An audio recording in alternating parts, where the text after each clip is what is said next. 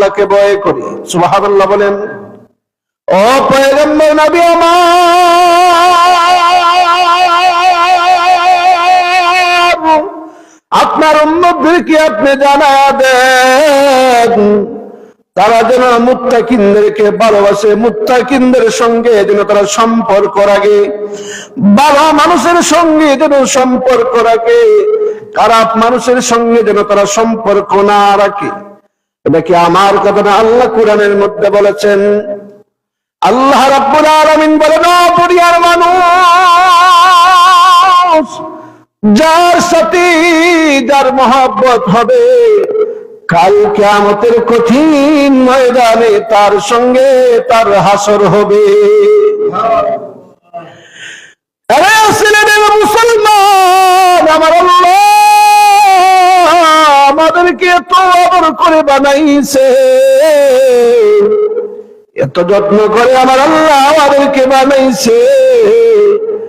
আল্লাহ রাব্বুল আলামিনের কাছে না চাওয়াতে আল্লাহ আমাদেরকে মানুষ বানাইছেন, সর্বশ্রেষ্ঠ মাখলুক আমাদেরকে আল্লাহ বানাইছেন।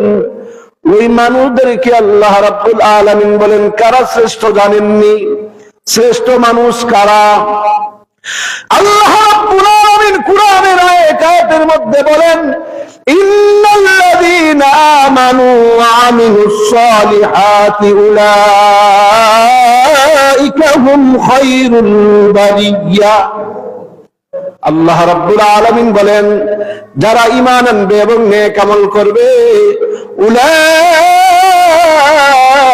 হুম খায়রুল বারিয়া, তারাই হচ্ছে পৃথিবীর শ্রেষ্ঠ মানুষ। সুবহানাল্লাহ।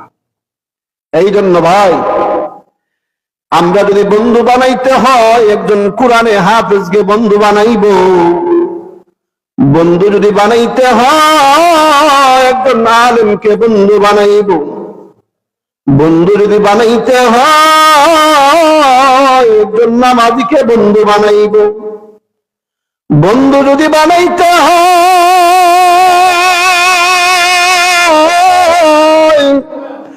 একজন আল্লাহওয়ালাকে বন্ধু বানাইব। আর আমরা বেঈমান মুশরিকদেরকে কখনোই বন্ধু বানাইতে পারি না। মুসলমান যুবক ভাইরা আমার, একজন কোরআনে হাফেজকে যদি আপনি বন্ধু বানান,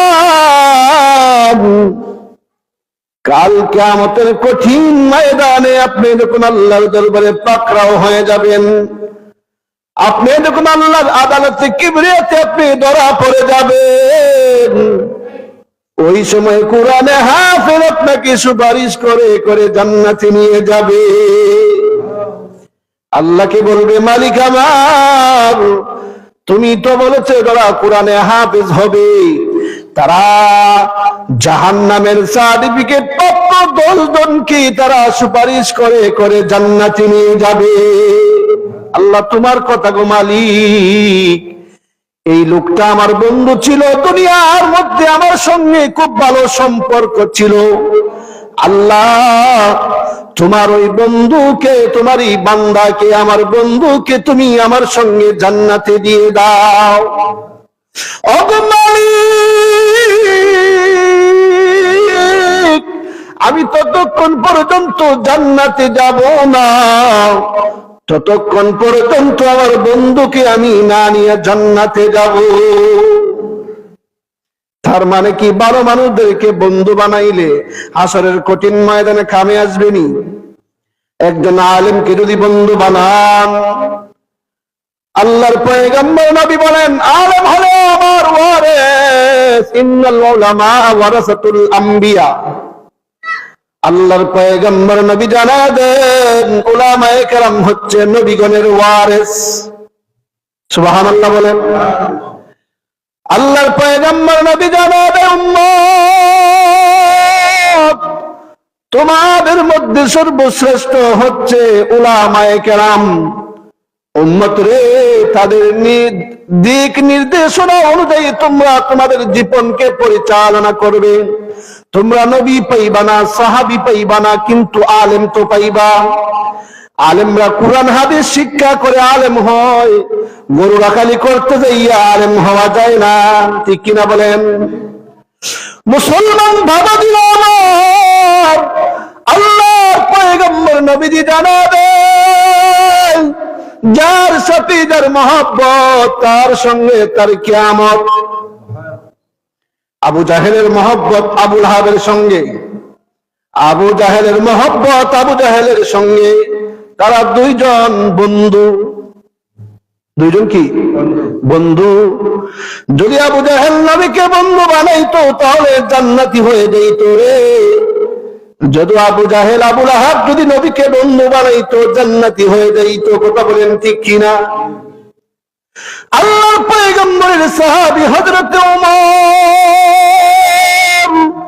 বন্ধু বানাইছে পয়গম্বরকে, জান্নাতি হয়ে গেছে। আল্লাহর পয়গম্বরের সাহাবী হযরত আবু বকর বন্ধু বানাইছে পয়গম্বরকে, জান্নাতি হয়ে গেছে। আল্লাহর পয়গম্বরের সাহাবী আলী বন্ধু বানাইছে পয়গম্বরকে, জান্নাতি হয়ে গেছে। আল্লাহর পয়গম্বরের সাহাবী উসমান বন্ধু বানাইছে আল্লাহর পয়গম্বরকে, জান্নাতি হয়ে গেছে।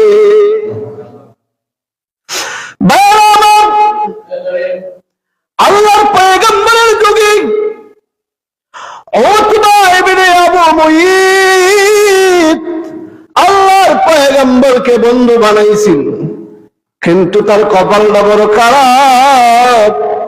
আবু জাহেলের কুমন্ত্রণায় পড়ে, শয়তানের কুমন্ত্রণায় পড়ে উতবা ইবনে আবু মুয়িত আবার ইসলাম ধর্ম ত্যাগ করে তার ধর্ম ফিরে গিয়েছে। উতবা ইবনে আবু মুয়িত মক্কার একজন ধনাঢ্য মানুষ ছিল, একজন ব্যবসায়িক মানুষ ছিল। উতবা ইবনে আবু মুয়িতের ব্যবসার মধ্যে খুব লাভজনক ব্যবসা হয়েছে। উতবা ইবনে আবু মুয়িত ব্যবসায় লাভবান হওয়ার কারণে মনে মনে চিন্তা করে মক্কার ভালো একজন মানুষকে আমি দাওয়াত দিয়া খাওয়াবো। উতবা ইবনে আবু মুয়িত সারা মক্কা নজর করে দেখে আব্দুল্লাহর বেটা মুহাম্মদের চাইতে ভালো মানুষ একটাও না। আল্লাহর পয়গম্বরের চাইতে ভালো মানুষ মক্কার জমিনে নাই। উতবা ইবনে আবু মুয়িত দৌড়াইয়া নবীজির কাছে গেছে, যাই বলতেছে, পয়গম্বর নবী আমার, ও পয়গম্বর নবী, আমি আপনার কাছে একটা দাওয়াত নিয়ে এসেছি, আপনি আমার দাওয়াতটা কবুল করেন, গ্রহণ করেন। আল্লাহর পয়গম্বর নবী জানাবে, ও উতবা ইবনে আবু মুয়িত, কি এমন দাওয়াত নিয়ে আসলা? বলে, আমি আপনাকে এক বেলা খাবার খাওয়াবো, আপনাদের সাহাবীদেরকে এক বেলা খাবার খাওয়াবো, আমার মন চেয়েছে। আল্লাহর পয়গম্বর বললেন, উতবা, আমি তোমার বাড়িতে যাইয়া খাবার খাবো, কোনো সমস্যা নাই। আল্লাহর পয়গম্বর তার দাওয়াত গ্রহণ করে নিয়েছেন। পরের দিন আল্লাহর পয়গম্বর সাহাবায়ে কেরামদেরকে নিয়ে উতবা ইবনে আবু মুয়িতের বাড়িতে চলে গেলেন। উতবা ইবনে আবু মুয়িতের বাড়িতে যাওয়ার পর নবীজি মনে মনে ভাবলেন, সে তো মুসলমান হয় নাই, আমি তার বাড়িতে কেমন করে খানা খাই? তাহলে আমি তার বাড়িতে খানা খাবো, তাকে আমি মুসলমান বানালো। সুবহানাল্লাহ বলেন। Utba ibn Abu Muait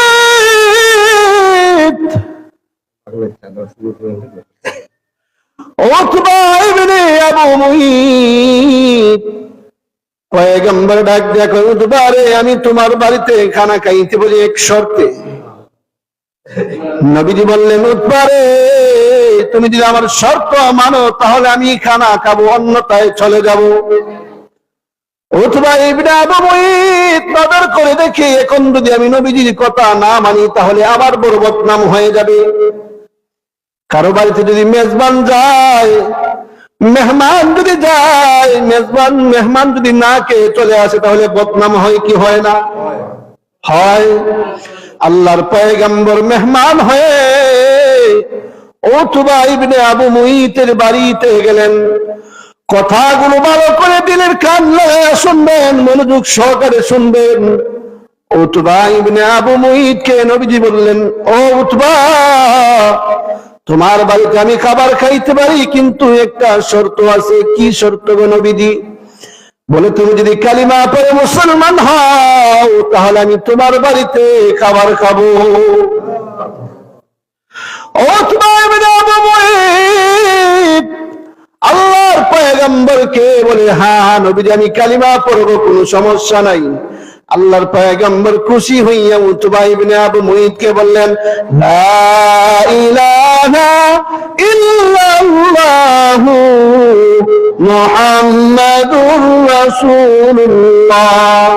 Utba ibn Abu মুঈত নবীজির কালিমা পড়ে সাল্লাল্লাহু আলাইহি ওয়াসাল্লাম বলে শেষ করে দেয়, মুসলমান হয়ে যায়। এবার নবীজি সাহাবায়ে কেরামদেরকে বললেন, এখন আমাদের খাবার খাইতে অসুবিধা নেই, একজন ইমানদারের করে খাবার খাইতেছি। সুবহানাল্লাহ। বিকালবেলা উতবা ইবনে আবু মুঈত আবু জাহেলের বাড়িতে চলে যায়। আবু জাহেল ডাক দেয়া কয়, কি রে বন্ধু, শুনলাম তুই নাকি মুহাম্মদের ধর্ম গ্রহণ করে ফেলছস। উতবা ইবনে আবু মুঈত ডাক দেয়া কয়, হ্যাঁ আমি মুহাম্মদের ধর্ম গ্রহণ করে ফেলছি, তবে এটা মিথ্যা। নাউজুবিল্লাহ বলেন। আবু জাহেল ডাক দেয়া কয়, উতবা তবে মিথ্যা আমি কেমনে বুঝবো? তুই তো কালেমা পড়ছস বলে পড়ছি, আমি মানকার সিফায় পইরা কালেমা পড়ছি। নাউজুবিল্লাহ বলেন। বলে কেমনে? বলে, মুহাম্মদকে আমি আমার বাড়িতে দাওয়াত দিয়েছি, মুহাম্মদ বলতেছে যদি আমি ইসলাম ধর্ম গ্রহণ না করি তাহলে আমার বাড়িতে খাবে না, এই জন্য আমি ইসলাম ধর্ম গ্রহণ করেছি। নাউজুবিল্লাহ বলেন। উতবা ইবনে আবু মুঈত ডাক দেখো, আবু জাহেল রে, আমি পলিটিক্সের কালিমা পড়েছি, আমি সত্যি সত্যি কালিমা পড়ি নাই। আবু জাহেল ডাক দেখো, বিশ্বাস হয় না রে, আমার বিশ্বাস হয় না। কেমনে বিশ্বাস করব বল? উতবা ইবনে আবু মুঈত কয়, কি করলে বিশ্বাস হবে আমাকে বল। বলে, এখনই তুই মুহাম্মদের দরবারে যাবি, যাইয়া মুহাম্মদের মুখের মধ্যে তোর থুতু নিক্ষেপ করবি। উতবা ইবনে আবু মুঈত রাজি হয়ে গেল আবু জাহেলের কথায় পড়িয়া, শয়তানের কথায় পড়িয়া আরেক শয়তান রাজি হয়ে গেছে। জান্নাতের সার্টিফিকেট কিন্তু পেয়ে গেছিল। জান্নাতের সার্টিফিকেট পাওয়ার পরেও শয়তানের কুমন্ত্রণায় পড়িয়া, আবু জাহেলের কুমন্ত্রণায় পড়িয়া আবার ইসলাম থেকে বিচ্ছিন্ন হয়ে গেছে। ভাইরা আমার, আবু জাহেল তার দলকে নিয়ে উতবা ইবনে আবু মুঈতকে নিয়ে যখন চলে গেল, আল্লাহর পয়গম্বর দেখে মনে মনে খুশি। উতবা ইবনে আবু মুঈত কালিমা পড়ে মুসলমান হয়েছে, সম্ভবত তার সঙ্গীদেরকে নিয়ে আসতে কালিমা পড়ে মুসলমান হওয়ার জন্য। নবী মনে মনে খুশি। নবী এত খুশি হয়েছেন, আল্লাহর পয়গম্বর নবী বলেন, উতবা ইবনে আবু মুঈত আমার কাছে আসার পর আয়েশা বলতেছে, আব্দুল্লাহর বেটা মুহাম্মদ, আমি তোর ধর্ম ইসলাম গ্রহণ মানি না। নাউজুবিল্লাহ। আমি তোর মুখের মধ্যে থুতু মারলাম। আল্লাহর পয়গম্বর ডাক দিয়া কয়, আল্লাহ, উতবা ইবনে আবু মুঈত এটা কি করলো? জান্নাতি মানুষটাকে আবার জাহান্নামী তুমি বানায়া দিলা। ওগো মালিক, উতবা এটা কি করলো? নবীজির কলিজাটা ভেঙে খান খান হয়ে গেছে। উতবা রে, তুই কি করলি রে উতবা? আরে উতবা, গতকালকে না তোর কালিমা পড়াইয়া মুসলমান বানাইয়া তোর নামটা জাহান্নামীদের খাতা থেকে কাইটা জান্নাতীদের খাতায় উঠাইয়া দিলাম। এই বাচ্চারা,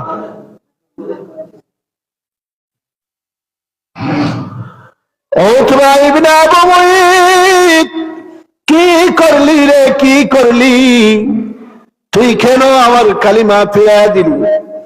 উতবা ইবনে আবু মুঈত ডাক দেয়া কয়, মুহাম্মদ, এটা আমি মন থেকে কালিমা পড়ি নাই, এই কালিমা পড়েছি আমি তোকে খাবার খাওয়ানোর জন্য। নাউজুবিল্লাহ।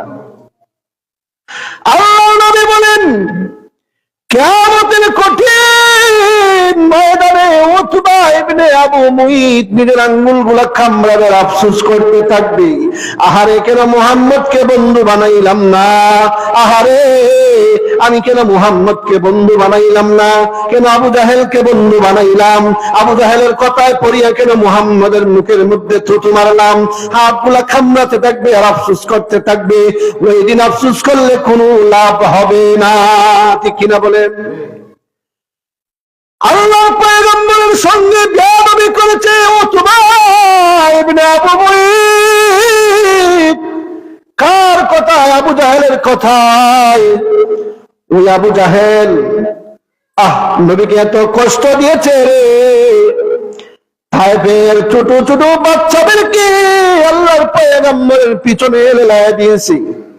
যা যা ওই মুহাম্মদ